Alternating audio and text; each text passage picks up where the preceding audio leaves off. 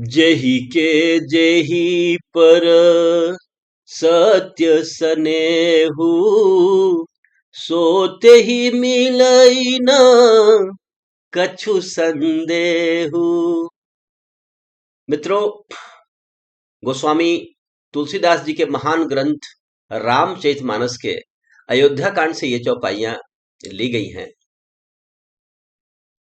धनुष यज्ञ के प्रसंग में ये बात आई है, सीता स्वयंवर के प्रसंग में ये बात आई है।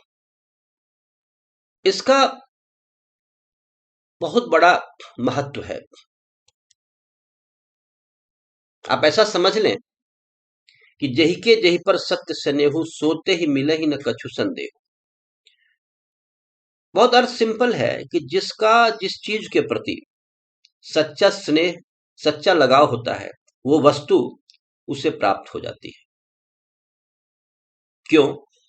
क्योंकि आपकी तमाम ऊर्जा, आपकी सारी शक्तियां संचित होकर के उस लक्ष्य पर लग जाती है। चाहे कोई भी क्षेत्र हो, विज्ञान का क्षेत्र हो, शिक्षा का क्षेत्र हो, कला का क्षेत्र हो, किसी भी क्षेत्र में आपने अगर एक बार लक्ष्य तय कर लिया और उसके साथ आपका सच्चा स्नेह जुड़ गया, तो वो लक्ष्य आपको प्राप्त हो जाएगा। आप उदाहरण ऐसे भरे पड़े हैं। मैं मैथमेटिक्स का उदाहरण लूं। अगर मुझे मैथमेटिक्स में आगे बढ़ना है और मुझे अलजेब्रा बहुत अच्छा लगने लगा, अलजेब्रा में क्वाड्रेटिक इक्वेशन बहुत अच्छा लगने लगा, तो मैं उसके साथ बिल्कुल जुड़ जाऊंगा। उठते बैठते मैं वही सोचने लगूंगा।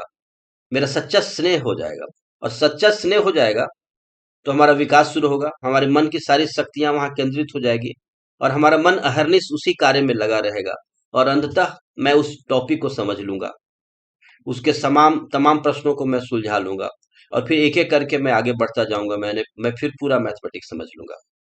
गायन के क्षेत्र में भी है। अगर आपने ये तय कर लिया है, आपको गायन बहुत ही अच्छा लगता है, तो आप तदनुरूप प्रयास शुरू करते हैं, सवेरे उठ करके साधना शुरू करते हैं, रियाज शुरू करते हैं, और धीरे धीरे आप गायन के क्षेत्र में आगे बढ़ जाते हैं। वैज्ञानिकों की भी यही दशा है।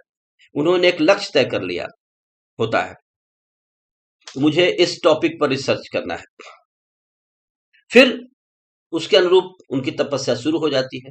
तो सत्य स्नेह होने का मतलब है फुल डेडिकेशन, कंप्लीट डेडिकेशन उस टॉपिक पर हो जाना। फिर ऐसे में क्या होता है, एनर्जी का, पावर का जो लीकेज है वो बंद हो जाता है। आपकी तमाम ऊर्जा, समस्त शक्तियां केंद्रित हो जाती हैं एक ही लक्ष्य पर। फिर वैसे ही आसपास आपको लोग मिलने लगते हैं, वैसा ही माहौल बन जाता है, और आपके पास जो कोई भी बाधा आती है, आप उसको भी उस रास्ते में साधन के रूप में यूज करने लगते हैं। You will just convert every obstacle into a stepping stone in that way, and ultimately you will get your goal. Okay? तो ये एक बहुत बड़ी बात है, साइकोलॉजिकल फैक्ट है। तो हमारे जो स्टूडेंट हैं, हमारे जो वैज्ञानिक हैं, हमारे जो कंपनी में काम करने वाले लोग हैं, उन सबों में अगर ये बात आ जाए कि अपने अपने लक्ष्य के साथ उनका सात्विक संबंध बन जाए, सात्विक स्नेह हो जाए, सात्विक अनुराग हो जाए, तो निश्चित रूप से काम करना भी आसान होगा। काम करना एक तरह से प्ले बन जाएगा, गेम बन जाएगा, भार नहीं बनेगा, और हमारी उन्नति उस कार्य में दिन दूनी रात चौगनी होती चली जाएगी। डिफिकल्ट से डिफिकल्ट चीज मुरब्बे की तरह मीठा लगने लगेगा। यह होता है सच्चा स्नेह। माँ का बच्चे के प्रति सच्चा स्नेह होता है, और इसीलिए बच्चे को पालने जैसा कठिन काम वो कर लेती हैं, बिना किसी प्रचार के, बिना किसी प्रचार तंत्र के। किसी अखबार में थोड़े कभी आता है कि माँ ने बच्चे को पाला, नहीं। लेकिन सबसे कठिन काम दुनिया का होता है, जहाँ कोई भी प्रदर्शन नहीं होता, कोई प्रचार नहीं होता, कोई जर्नलिस्ट नहीं आते वहां पर। उसी तरह से दुनिया के सारे महत्वपूर्ण कार्य, बड़े कार्य इसलिए हो गए कि उसके पीछे सच्चा स्नेह था। मुझे याद शंकराचार्य का आता है, भारत को एक करना कोई साधारण काम नहीं है। हम सब छोटे मोटे काम का लक्ष्य बनाते हैं, ये घर बना लेना है, घर ढाल लेना है, ये करना है। शंकराचार्य के सामने था कि इस भारत को एक करना है। यहाँ जो सांस्कृतिक अराजकता मची हुई है उसको सुदृढ़ करना है, शांत करना है, व्यवस्थित करना है। और एक 8 साल का बालक केरल से निकल जाता है, मध्य प्रदेश जाता है, ओंकारेश्वर गुरु से मिलता है। वो बालक भारत के चारों कोनों में घूम करके मठ की स्थापना करता है, और 32 साल की उम्र में बहुत बड़ा कार्य कर लेता है। तमाम शास्त्रों पर अपना भाष्य प्रकट करना, प्रस्थानत्रयी पर, ये क्यों संभव हो पाया? शंकराचार्य ने ये काम क्यों कर लिया? क्योंकि उनका सच्चा स्नेह था अपने देश के प्रति, अपने संस्कृति के प्रति, सनातन के उत्थान के प्रति। जही पर सत्य स्नेहु, सोते ही मिला ही न कछु संदेह। स्वामी विवेकानंद के मन में क्या था? भारत का गौरव ऊंचा हो, वेदांत को हर जगह पहुंचाया जाए, इस लक्ष्य को लेकर के चले थे। आत्मनो मोक्षार्थाय जगत हिताय च। शिव भाव से जीव की सेवा, ये बातें उन्होंने अपने गुरुदेव रामकृष्ण परमहंस के मुख से सुना था और कहा था कि इसका प्रकाश मैं दुनिया में करूंगा। इस लक्ष्य को लिए हुए अपने सीने में भारत के प्रेम को भर करके वो अमेरिका में अकिंचन पहुंचते हैं, जहां खाने पीने का भी कोई ठिकाना नहीं था, लेकिन वो टिके रहे। क्यों? भारत का अदम्य प्रेम उनके भीतर था और उन कठिन परिस्थितियों में भी वे टिके रहे। अंततः उन्होंने रामकृष्ण मिशन की स्थापना की और वेदांत का झंडा उन्होंने बुलंद किया। ऐसे असंख्य उदाहरण हैं।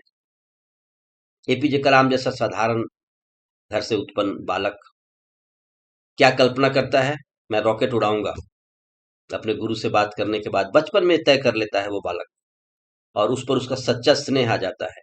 तदनुरूप वो तपस्या करता है, धीरे धीरे धीरे धीरे धीरे वो रॉकेट साइंटिस्ट हो जाता है। मैं कितने उदाहरण दूं, भरे पड़े हैं उदाहरण। आपके घर के आसपास भी ऐसे उदाहरण मिलेंगे, हर जगह उदाहरण मिलेंगे कि जिस चीज को व्यक्ति चाह लेता है, बॉलीवुड वाले भी पीछे नहीं है। झुकती है दुनिया, झुकाने वाला चाहिए। मेरी चाहत की गहराई को तू न जाने। तो चाहत अगर है, नसीब इंसान का चाहत से संवरता है। चाहत तो अगर सही हो जाए, एक बार चाहत दृढ़ हो जाती है, तो प्राप्ति में कोई भी देर नहीं होता है। यही भक्ति का भी मार्ग है, यही उपासना का मार्ग है, यही विद्या अध्ययन का भी मार्ग है। तो दोस्तों, हम जीवन में एक लक्ष्य स्थापित करें और उस पर हम सच्चा स्नेह रखें, तदनुरूप तपस्या करें। हमें हमारा लक्ष्य प्राप्त होगा, हम एक अच्छे मानव बनेंगे, अच्छे समाज का निर्माण करेंगे, अच्छे राष्ट्र का निर्माण करेंगे। Better India, better world. धन्यवाद। जय श्री राम, जय भारत, जय जगत।